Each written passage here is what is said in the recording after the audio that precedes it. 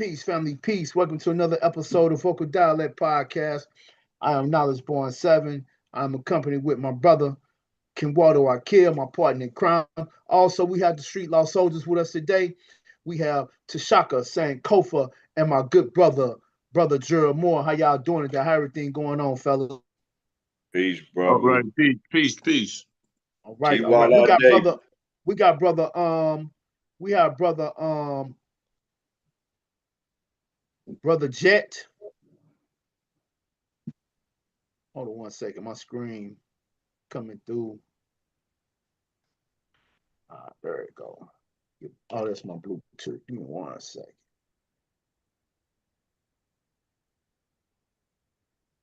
Start hearing double talk.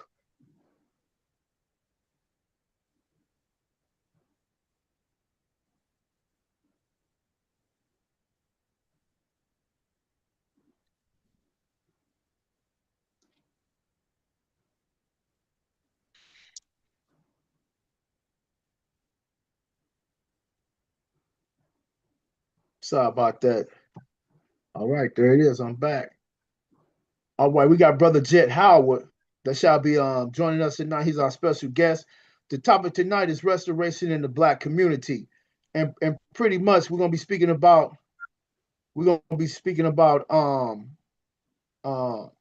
collective efforts to heal, rebuild, and empower the Black community and also Black individuals as well.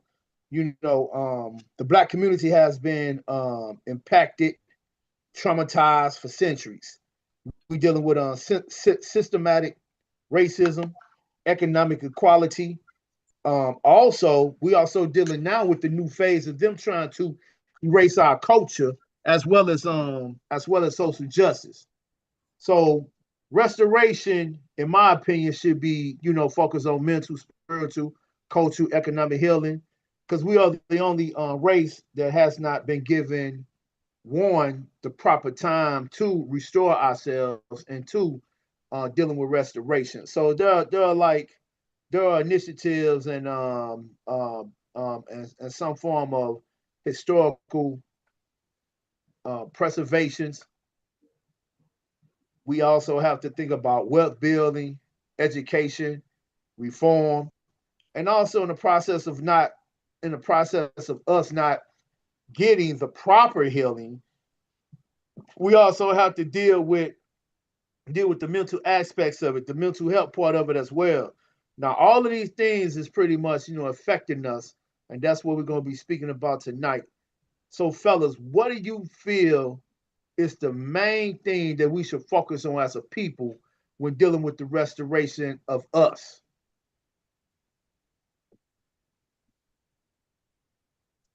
First, we got to learn how to get along with each other, man.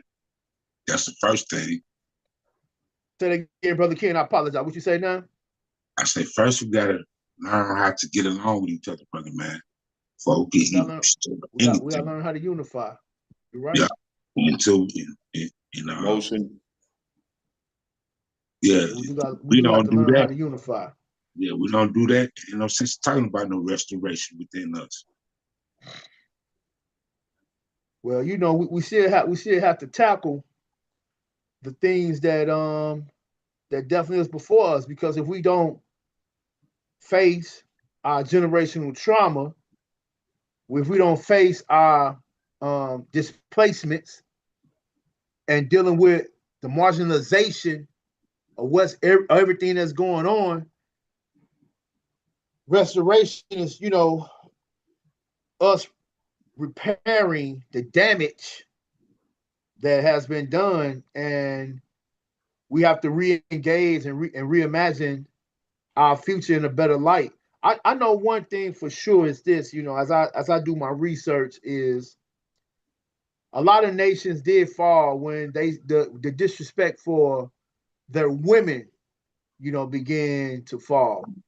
So that's another key thing as well too. How well we disrespect our women when we're not supposed to be disrespecting our women. That's definitely a major factor as well. Yeah, another point of it is the lack of communication that we have with one another. Because Johnny, when we get into conversations with each other, it always seems that something is said that another person doesn't agree with. Merely what we have to do is just understand mere general conversation is just what it is. It's conversation. It's not trying to prove a point. It's just having conversation. When you're trying to prove a point, then you should have the statistics that follow up with them points, the facts to bring about, to make sure that those points that you're making can solidify what you're actually saying to that person. Because when you're talking with someone, you're trying to get to know that person and how to deal with that person, whether it's in a female, the child, or another male. Which in our case, you find us communicating about certain subjects, certain topics, and when we address them, we're in depth with it. We're profound with it. We make sure that the clarity of that conversation is clear. Some people take it as though they're always angry and always upset about certain subjects or certain things. And a lot of times people got to take a step back. To take a step back is realize why you're angry at a person, or is it something that's afflicting you, that's ailing you, that you take on that sort of disposition to have to find yourself in an argument with someone. So basically, that's a mental disorder, whether you want to look at it or not. People don't take that as being a mental disorder because people generally that can conversate with one another or communicate with one another, they understand the conversation and they try to adhere to what's being conveyed to them. A lot of times people don't do that.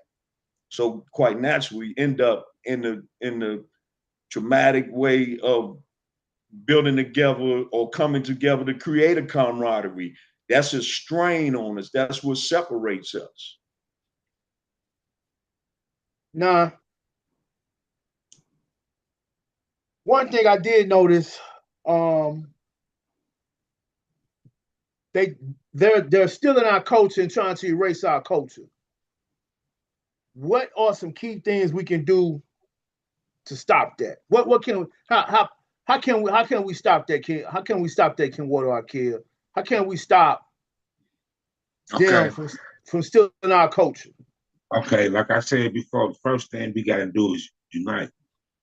And I feel like we don't fight for nothing, man. We don't fight for nothing at all. We just go with the flow of things. Unite, unity is the key. That's what we could do. It starts with unity. And if we don't get ourselves together, like I said, to me, in my opinion, ain't no sense to talk about it. How can you restore anything if you can't get together and accomplish the goal? How can you?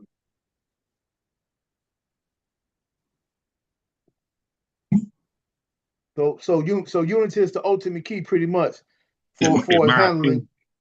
In my opinion. Wait, now to say that question again. I was saying dealing with the culture and them trying to pretty much they're still in our culture and also they are erasing our culture. Yeah. Okay. I was saying, what are some of the key things we can do to keep them from erasing our culture? Well, the one thing about us as a culture, and they're always trying to mimic what we do, and they have implemented something, and we won't go into certain entities and say which ones they are, but take the Facebook media. I'll use Facebook as an example.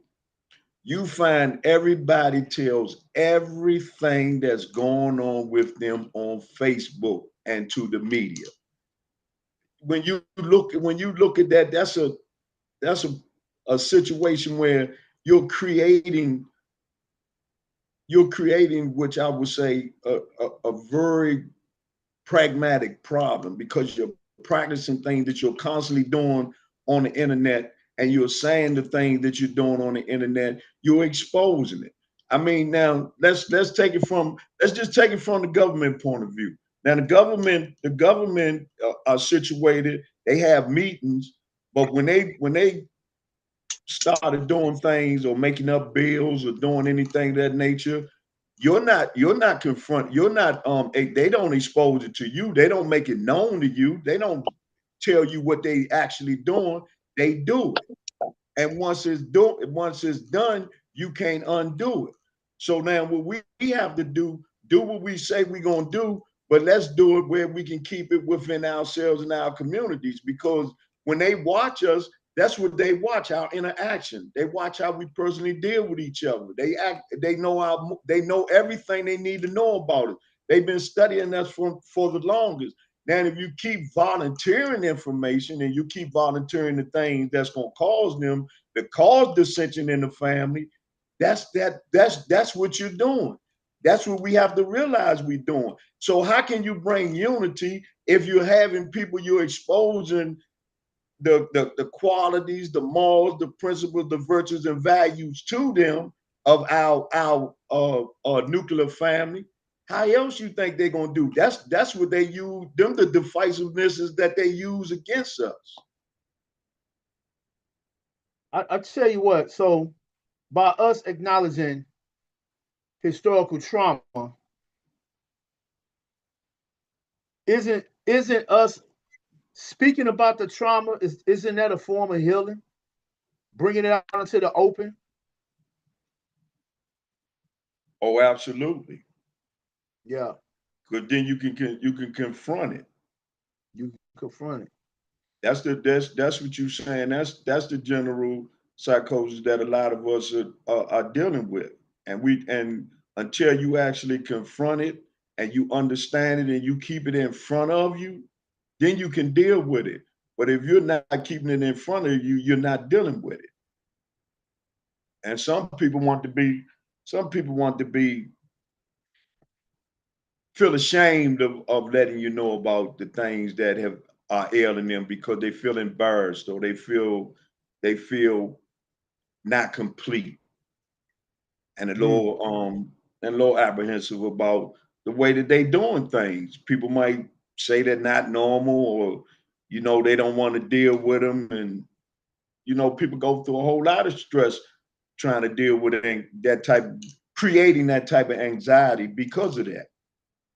Yeah, I think um, you know, us unifying together, like Kimwato said, is pretty key. But there's also some other things to take part in that as well. You know, telling our story. You have history. You know what I'm saying? So we need to tell our history.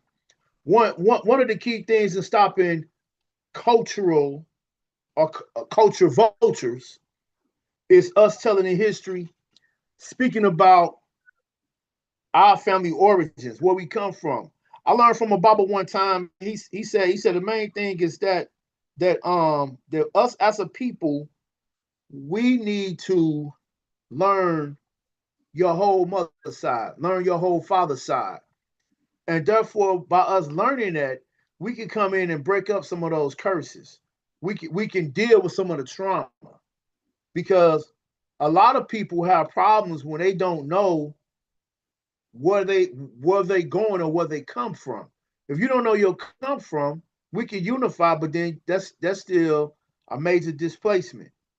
So we have to have a level of equality, and we have to have a level of pride, self-determination, self-respect. And us as a people, we need to start defending ourselves. We are scared to defend ourselves because of the so-called authorities that come before us, or a certain level of authorities that is in our communities.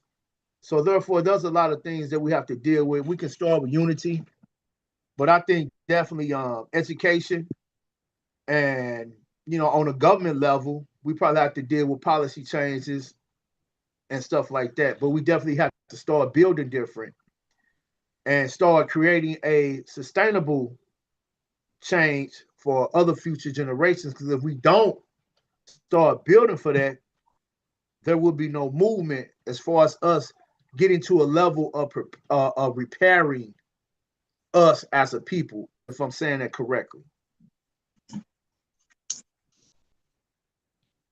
I do want to ask you guys a question. If y'all, who want to attack this question? In what ways can art and storytelling contribute to cultural restoration?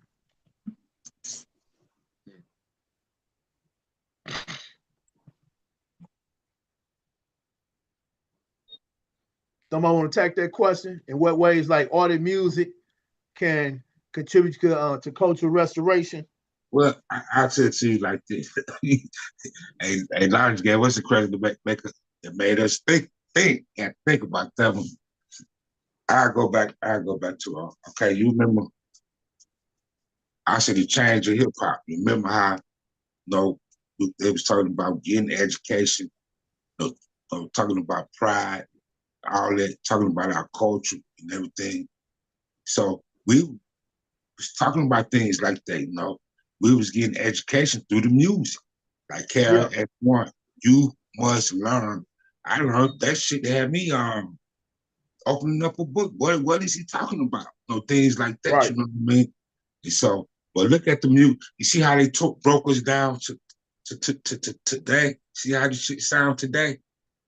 Mhm. Every time we get to a certain place, for example, look at the Tulsa, Oklahoma. We had our own. We built our own. You know what I Right. mean? For us, by us. You see how they tore it down? So every time we reach a certain plateau, none of our business, you know what I mean? They find a way to tear it all down. So the system is straight up against us. But I will say, it's to the point that we destroying each other, man, in every way. Through music, we just destroying each other, man. We destroying each other. Right. So, and I hate to say it like this, because, I'm not gonna never get up on our people, but this shit is like beyond repair, man. Okay, Yeah, we go ahead. okay, look at the situation that happened over the weekend in Cincinnati. Of course, they're gonna control the narrative, throw out propaganda and all that. Okay, so what we as people are doing But about it. before you get to what happened in Cincinnati, tell us what happened. Okay. Let me break it down. So, they had I guess it's an annual jazz fest that goes on in Cincinnati, Ohio. I guess it's something that been going on for years. And so this is what really happened now. So I did research on it. It was words back and forth between some white people and some brothers and sisters, right? So the white boy hauled off and smacked the boy. And the boy come to find out the boy that he smacked is like mentally challenged. So the brothers and sisters took care of their business. That's what really happened.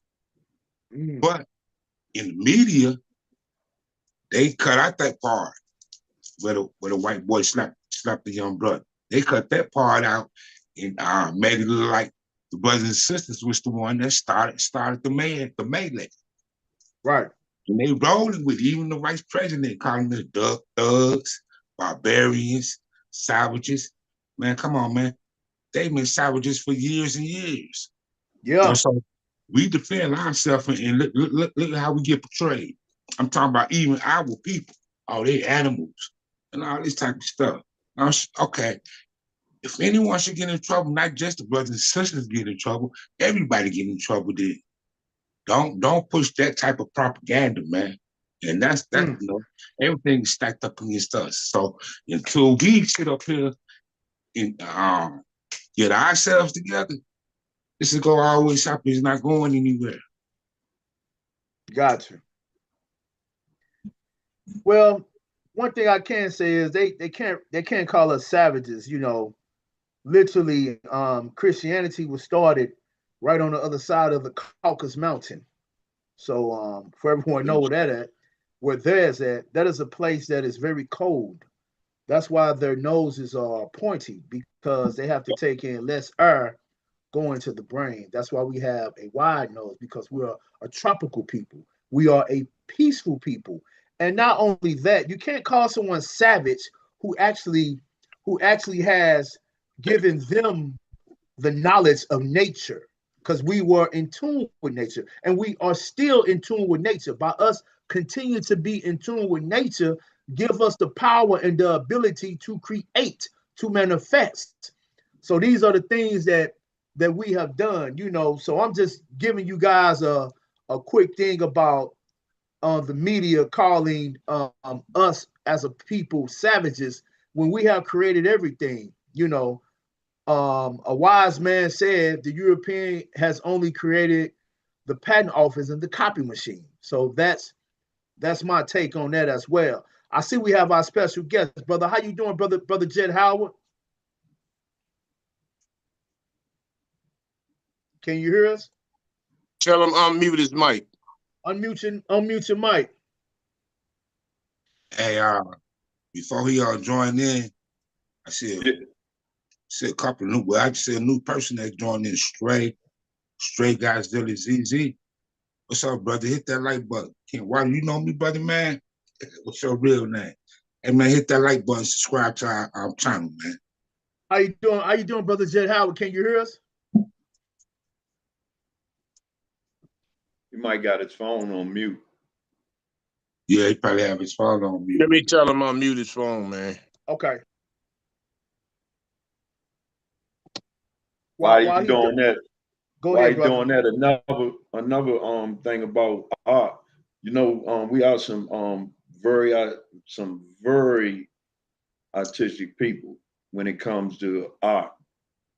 Because if you look at if you look at our culture and our community, it actually symbolizes the art culture that we have when we talk about music and dancing and running, anything you want to talk about, even the natural abstract of art, we do it. Just take a look at the shirts, the colors, the hats. Everything we do is very artistic.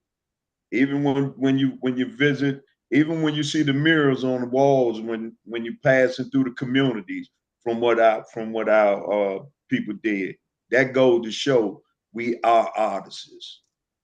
All right. And we have that talent and unique talent. Guess what? They try to figure out a way to steal that from them, like they do That's everything right. else. There you go. Right. I like that. So dealing with the Black culture, we dealing with the rich, diverse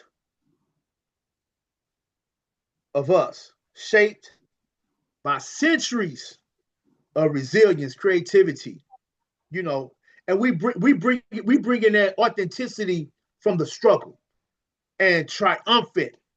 You get what I'm saying? So we rooted from ancient Egyptian science, which is it wasn't called Egyptian, it was called Kemet, all the way from that particular diaspora, that African diaspora. You know, Black culture. Go ahead. No, I'm gonna cut you off, brother, man. My fault.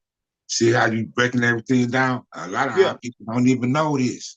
We don't know ourselves. Right. But we don't know ourselves. Right. And this coming off the top of my head from me reading books. I don't know all of us can do this, you know, very eloquently. So, you know, Black culture reflects our traditions, our values. It's pretty much an expression of us. And that's when we get into the music, because we were keen on music. Anything we hear as far as dealing with nature, we turn it into high vibrations. How you doing, brother Jett Howard? Can you hear us? Yeah. All right, my brother, greetings, peace, and power. This is our special guest tonight. We're glad to have you on Vocal Dialect Podcast. Man. You know, we kind of already been dialoguing a little bit about the subject matter, but go ahead, my brother. Tell us a little bit about yourself, where you come from, and just dive right into it, and we gonna keep it going. Man. Peace and blessings, King. I'm Jett. Right, Um, Jett. how you doing, Kings? All Greetings, right. greetings. Hey, while I deck, brother, That's what's up. the That's what's up. crown is yours. But all right, man. So I'm back now. Hard work pays off. Dedication to willpower, determination, man. So Artery, um, Dr. Addis is phenomenal job. DC is surgeon. I got one surgery, two surgery, three surgery, surgeries. Dr. Addis is phenomenal job. DC is surgeon, right hand. I don't want to do this again. 10. So I got injured. So I died 1, 2, 3 times. A coma. I got a stroke, a major stroke too. 1, 2, 3 times though. Doc was in a wheelchair a month, almost 3 months ago. But hard work pays off though. Um, let's see. I got surgery, the 2 procedures. I got seizures. One equal tears was here 5 years ago. The whole top of my skull, the left top of my brain, a dud. You're not hearing me a dud, but look at me now. I'm grateful. You know what I'm saying? So, but hard work pays off. I'm in the gym every day. 2 plates. I'm strong. I'm back. You know what I'm saying? So, I mean, that's what it is, man. I'm thankful. But hard work though. Hard work. Morning, noon, and night every day. 24/7. Go to sleep. Do it back over again. Okay. All right, my brother. I got a question for you. What does restoration in the Black community look like to you, my brother? How would you envision it, and how would you see restoration in the Black community? Explain to me. Explain to me that. Restoration. As far as restoration dealing with us in a community.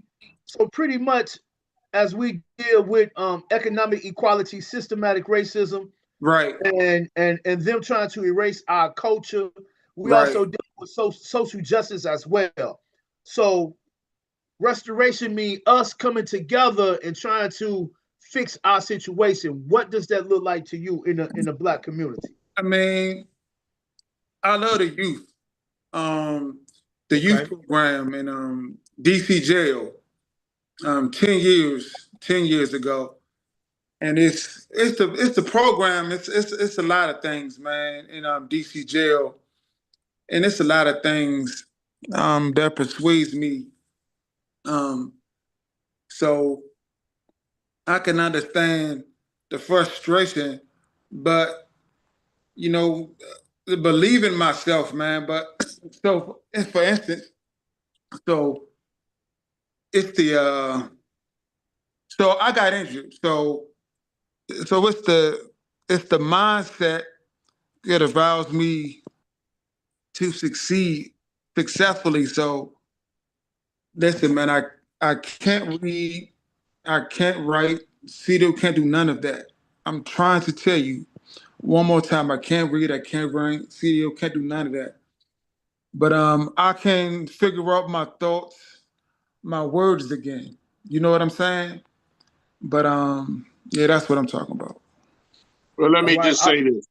go Let me ahead. just say this on behalf of the brother, because I remember that brother doing a lot of activism in the DMV prior to that horrific car accident that he was in. So right now, as he's still on the road to recovery and trying to gain so many different faculties in terms of his thinking and comprehension skills, Right. actually he still is miraculously has, you know, um, overcome a lot of those surgeries and things of that nature. But I think that he misunderstood the purpose, the question in Right. terms of restoration, the restoring of our people in the Black community. And my twist on it is, and I'll speak for him to some degree tonight, that And it goes back to what Ken Wilder was stating about the unity, you know, and without unity, we can't move forward. But let's look at that piece. What is unity? How do we go about to acquire unity? What is the process of unity? Because unity is just not everybody just holding hands, dapping each other up with their fists up. That's not unity. Being You know? organized Right. Right. But for a it goal. also takes, and this is some of the things that we overlook. And I think that our captain, our universal captain, Gerald Moore, always speaks on that, is the economic infrastructure. Because when we become in the habit of beginning to commune instead of just being in the neighborhood. See, right now, neighborhoods is just everybody thinking for themselves. Everybody's in their own mode of survival. And that's been systematically set up, systemic racism, systemic gentrification. Then you have commune, like you have all other ethnic groups. They commune. They all combine their resources. They develop businesses within one another, and they don't spend and consume outside of the community.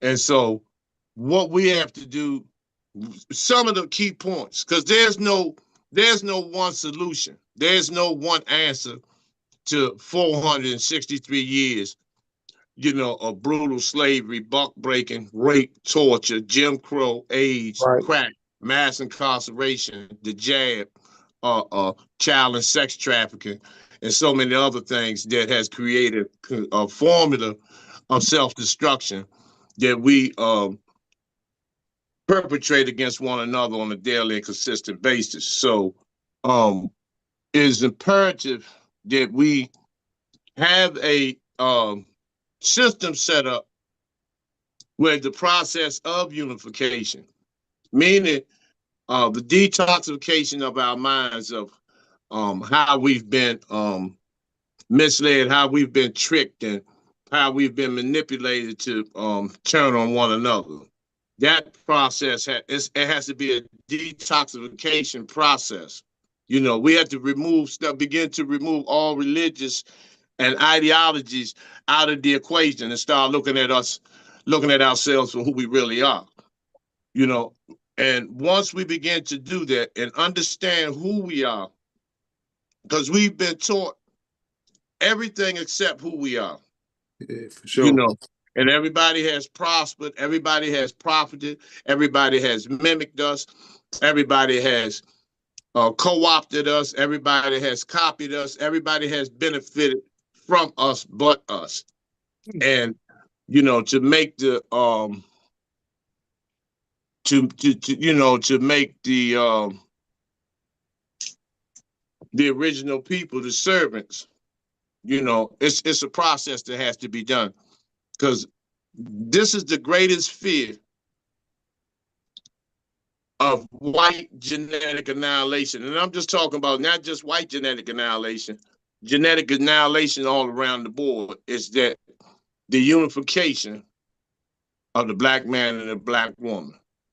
And so, once again, and this was discussed in the 50s, was the big news of Brzezinski, Noam Chomsky, Henry Kissinger, and others. And this stuff hasn't just it's coming to fruition, but this stuff has been orchestrated and the blueprints have been laid out 60 plus years ago. So, the warring guerrillas is what they call those of us who rise up and begin to take our rightful places. So, but in the communities, well, they still hoods. In our hoods, where hopelessness is normality, helplessness is normality, self-hatred is normality. It has to be a process, and that's the question of how. What is the procedure to have mass unification among our people? The procedures, a few things that you did point out. And my thing is this: we do have to set our differences aside So by setting all of our differences aside, we have to come together with unbiased minds in order for us to unify together. We can't all come as Christians, all come as Hebrews, all come as Moors. We have to come together collectively, and once the dust clears, then we can settle that minor dispute, because everything is tagged with history. So therefore, by us coming with unbiased opinions, we have to stop a lot of things first. Because one thing's for sure, in the community, we have to stop these dogs that's out here. Because this is a big key to it, the fear, pumping fear into the community. That Yeah, right that's right. there has to stop. False evidence appearing real. False Because evidence appearing real. they never come with any real evidence of anything. Propaganda, news, and exploitation of our community. So we have to stop that. And the disrespect of the women. There are many things, like General Shaka said, there is no one solution. There are some things that we need to do collectively, and we all can't do it at the same time. But I had a vision one time of many groups in different states, but each group was intertwined with each other, and we were pulling each other back together, and we were not letting the outsiders in. We were handling our situation on a local level, and then we start to go to a more international level. That's the whole thing. Believe it or not, everybody in the world has their eyes on us. When I talk to people in different places of the world, Ghana, Greece, people in different, they all watch us. And now they're starting to learn from us and move forward with a few things. We are the eyes of the whole nation. All the eyes of the whole nation is on us. Everyone watch us. Yeah. Are they watching the political arena of us, or they watching us as a people? They're watching everything. Yep. I was on a call with some black brothers from Ghana and Greece. They was going crazy, and a lot of people overseas and international, they love us, and a lot of them do not like what they see on social media as the police and all this stuff that go on. They don't like that stuff. Now some of them do some, but a lot of them don't, and they really dig what we do as a people. So what you actually saying is what Shaka was touching on is Right. is the disparity between us and them. Or you want to say us colored folks, black folks, however people want to clarify, because everybody got their way of looking at it, FBAs, but they watch us. And the main thing we're working towards is sovereignty. I mean, in the United States, that's the main thing we're working for is sovereignty. We don't want someone controlling us. I mean, you wake up in the morning, you go to work, you come home, you gotta get yourself together, you're working for the next day.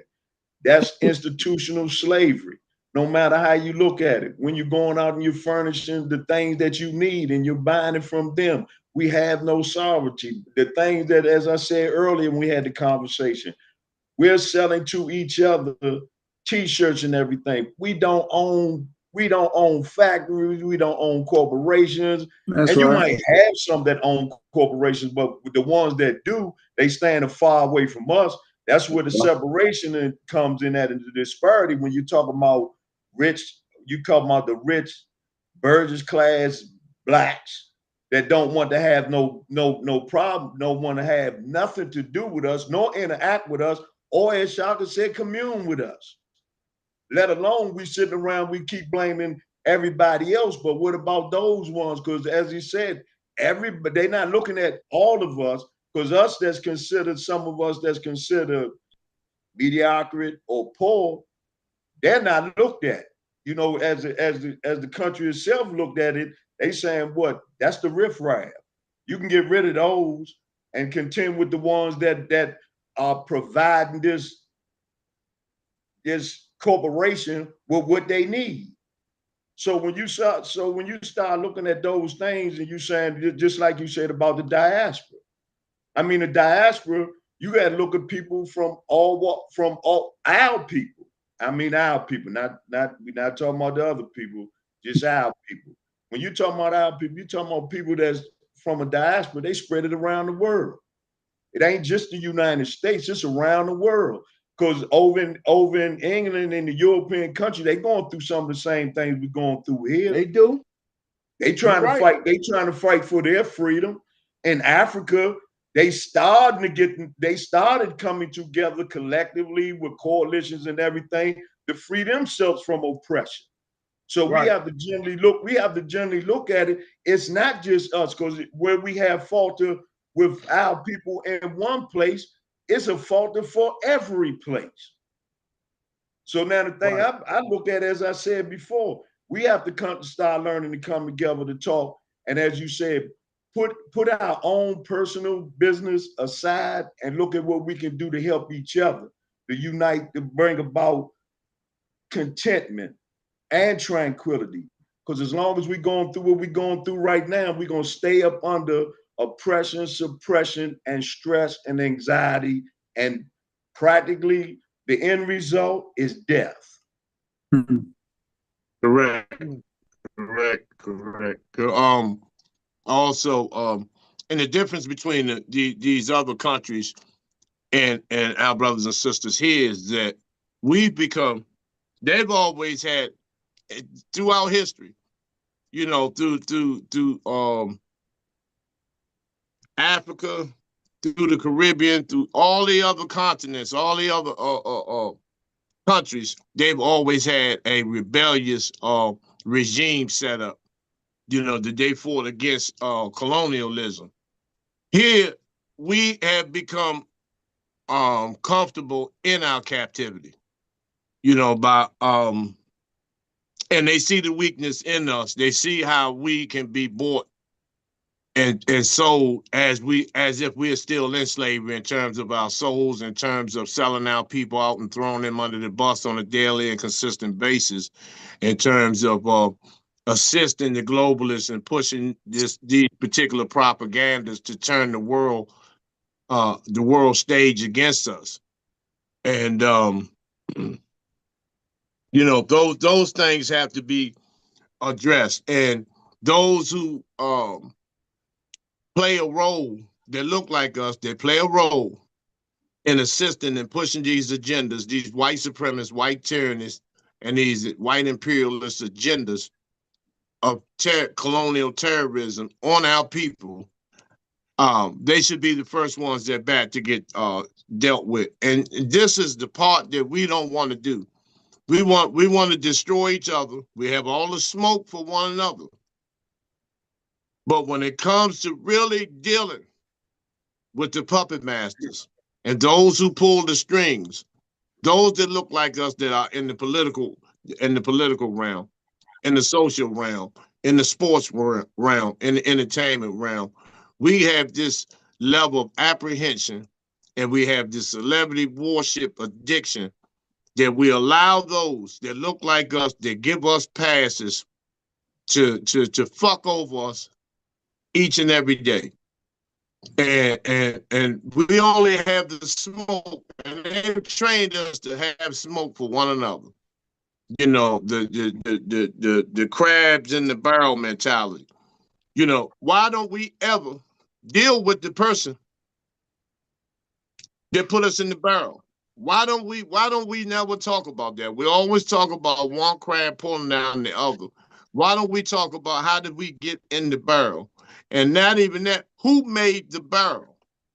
These are the issues that we seem to want to ignore, and we've allowed them to put stigmas on us, where when you do stand up and speak against the truth, that, you know, you're either a hater, you're either racist, or some other connotation, negative connotation, that will turn the people against you, you know. And another form of dissension that they use within us is what you were saying, Gerald, about this Hebrew, Moor, Indian. Pan-Africanists, nationalists, FBA, ADOS, Christian, Catholic. These are plays. These are plays, man. That's right. Because when you look at the origin of all of these historical texts, doctrines, and whatever, when you look at the origin of it, they weren't created by us. They were designed to keep us where we're at today. These books were designed purposely for social control, nothing more or nothing else, to control the minds, hearts, spirits, and break the spirits and control the souls of our people. So, and we are doing an excellent job of making it manifest.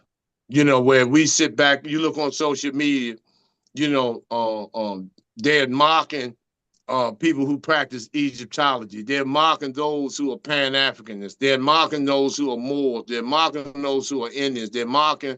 And we're doing that. We're doing that. We're playing right into it. And to go a step deeper, when we're talking about those who look like us, there are agents who have popped up out of the woodwork with all these various doctrines of information to create that's this. right, King. For sure. Where I've been around for over 2 decades with this, and most 90% of the people weren't even heard of. Now all of a sudden, these people are Dr. Such and Such and the magnificent such and such that just popped out 5 and 10 years ago, and they have contaminated the minds of our people, and we're not. It's shocking, bro. How many countries? Because a lot of us don't even Yes, want sir. to be restored. A lot of us don't even think anything's wrong. Oh, no question, Ken. So for some of us, just like doing physical chattel slavery, there are those who will fight to stay on the plantation, and that will kill anyone trying to leave. So it's the same way. It's the same way today, man. Some people, there is no redemption. There's no salvation in them in terms of black liberation, black emancipation, and black independence to make a way for liberation for the future generations. There's none of that in them. And we always want to try to give a watered down version on what needs to happen. Malcolm, so many other people, Garvey, Noble Drew Ali, so many lives. Everybody said that revolution is bloody. Mm-hmm. Revolution is bloody. You know, we can get real bloody in Southeast with each other. We can get real bloody uptown. We can get real bloody and gut and carnage in Southwest. We can get real bloody. But we don't go, and I'm gonna use Washington, D.C. as an example. Our people kill each other, all in the city. Yeah. But when have you heard of some mass shootings down at the monument? When have you heard brothers and sisters on 58th and 37th and Simple City and Bennett Road and Uptown and George Avenue run up in the Capitol? You know, I'm telling you, this is indoctrination, man. This is colonialism. Yeah. You know, this is the invisible hand that they talk about, man. That controls these puppet masters. These puppet masters that control the minds, hearts, and souls of our people. So and right now, what they're doing now, they're seeking and doing the sifting process on seeing who are the political agitators, who have the ability and potential insurrectors, male and female. Who are the ones putting out the information to stand up? And so, and as you can see on social media, they're well tamed. Them Negroes are well tamed. They don't want to say the R word and the N word. They are very, very tamed. Very tamed. But you know, when it comes off the camera or when they have the opportunity, they go in the paint. You know, but when they go under this globalist media, the whole program changes. Your whole dialect changes. And when you do that, that also extinguishes that revolutionary spirit that's in you. So What about Gil? What about Gil Bates? who? Bill Gates. Bill Gates. Thank you. Bill Gates. Bill It's a Gates' good plan, job. but it's a bad plan. Bill Gates' job was done, man. His job was Yeah. done. His job was to assist Fauci in this Dr. Fauci. depopulation process. You know, and not only that, Bill Gates is a dummy. He's illiterate. He just had the currency and the economic muscle to Yeah. side with the globalists and finance these genocides. That's all. And so, and they gave him power, they gave him leeway, but also, let's go back to the black community. Mm-hmm. Everybody gave Bill Gates respect. They looked at him as a white god. That's not when he first came on the scene. Everybody was Bill Gates. He was this, he was that, he was this, he was that. And I'm talking about in the black community. The jab. For sure. So man,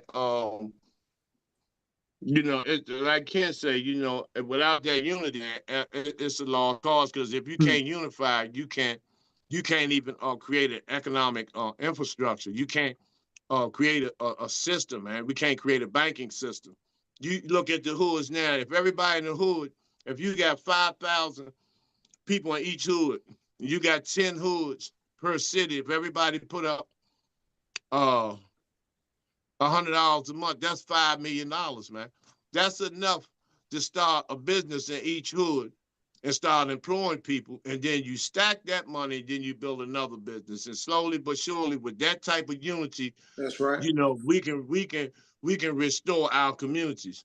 But we don't want to do that because you have people like Umar Johnson, Polite, Jay Morrison, 19 Keys, and others who have developed and created distrust in black leadership now.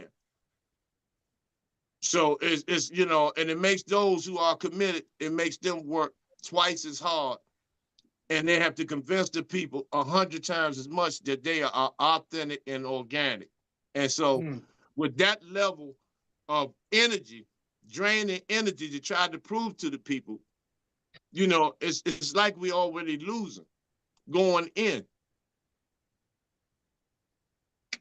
And Straight Guy Jett said, when it comes as far as unity goes, he says that nearly fully come to his mind. Okay. Oh, yeah. Okay. Right. Okay. Like Nelly, boy. Nearly Fuller said that he said in 1977, and shout out to Southwest Washington, that's the home of Nearly Fuller. Nearly Fuller said that 1977, that men will be wearing dresses. He sure did. Yeah. Yep. Yeah. Did he say men or black men? Feminize them enough. Hey, did he say men? Did he say men or did he say black men? Yeah, men. He said Men. black men Men. will be wearing dresses. Dresses. Black Dresses, men, okay. Now, Nearly Fuller message is if you do not understand white supremacy, Supremacy, what right. it is, That was my quote. and how That's it works, That's right. everything And else you Only understand confusion. will cause confusion. Fusion. That's right. And he was big on racism and the dominant global power structure. So yeah, that was pretty powerful. It said 9/11, fellas. You guys want to go ahead and get your final thoughts on the show before we end? My final thoughts is, as always, I appreciate you all. You know, it's been a wonderful build. And maybe next week we may have Brother Gerald do a presentation on the compensatory code book by Dr. Nearly Fuller. Dr. Who? He Yeah. said Hey, the Shaka, compensatory code that nearly that's yeah, written by brother, Nelly you can Fuller. do that. Yeah, you can do Oh that. yeah, Good. yeah, Hey, yeah. Shaka, tell them about the upcoming event, brother, man. Oh yeah, this Saturday, brothers and sisters, is our second annual Unity Rally. This year be held in Rock Hill, South Carolina, with myself, brother Ken Wilder Akil, brother Knowledge Born 7, Lady Mama Earth Williams, Lady President of the UNIA Baltimore chapter. We're gonna have Elaine Riddick, who was featured in the documentary My Alpha 21, dealing with genocide in the 21st century. We're also going to have Dr. Victor Booth, who went against the DC government into the preventing of our children being vaccinated in DC public schools. And Brother Richard Taylor from Taylor House Publishing. Brother is an author. He also has a podcast. You can look him up, Taylor House Publishing. Very, very extraordinary, very in-depth investigative researcher. So it was started from 4 to 10. We will have vending, K&S apparel, and other vendors. We're going to have apparel, brother, man. I kill apparel. Yeah.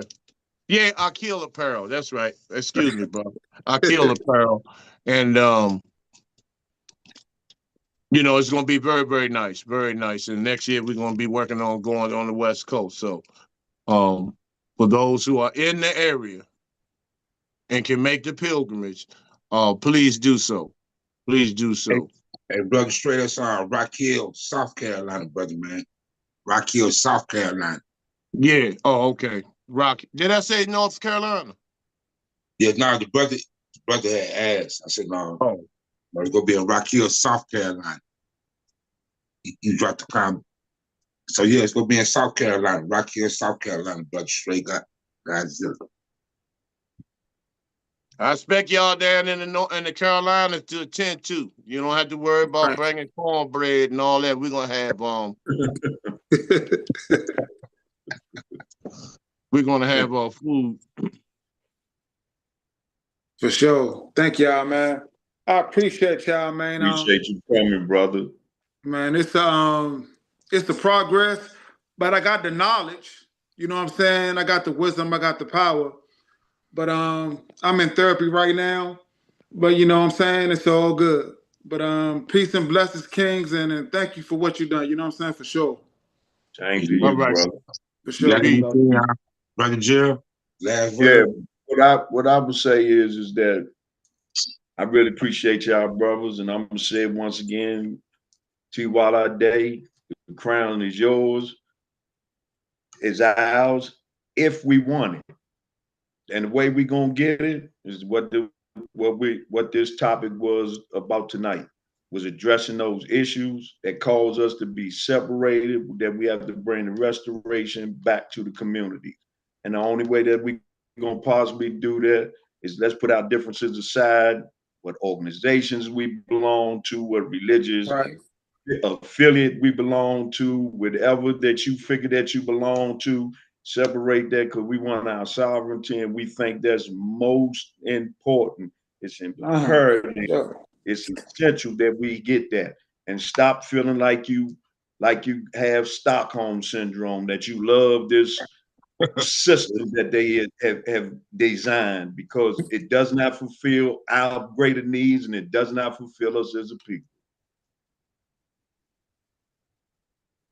Well, like I always say every week, thanks for everybody that came on the feed. Got another subscriber. Appreciate that. Straight Godzilla, for the support and everybody that's on the feed. We love y'all. Tune in next week, same time. Vocal Dialect YouTube. You can also follow us on TikTok, Vocal Dialect, IG, Vocal Dialect, as well as Facebook, Vocal Dialect. And also tune in to the General T-Shock Senko. He comes on in the evenings between 7:30 and 8:30 p.m.